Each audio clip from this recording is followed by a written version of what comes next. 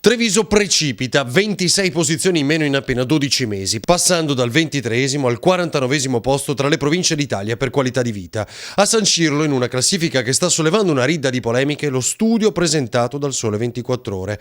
Treviso bocciata per il peggioramento del tenore di vita, degli affari, dei servizi alla popolazione, l'ordine pubblico e persino il tempo libero, ovviamente il lavoro che manca.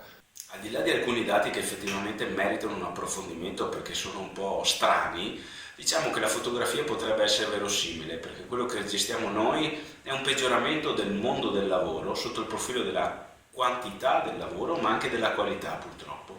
E questo determina in tutti gli aspetti della vita un peggioramento delle condizioni soggettive individuali.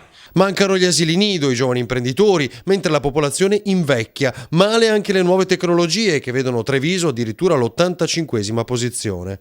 E quindi da questo punto di vista la ricerca è da stimolo alla ricerca anche di politiche territoriali per andare in controtendenza e finalmente risolvere una crisi che è troppo lunga e sta facendo pagare il prezzo alto, in particolare ai lavoratori e pensionati. Questa fotografia impietosa non convince Mario Pozza di Confartigianato, dati alla mano soprattutto per quel che riguarda le aziende. Impossibile che Siracusa sia al primo posto per l'export, dice. Le imprese trevigiane sono le prime fornitrici per il mercato della Germania e in altri settori le esportazioni raggiungono l'80%.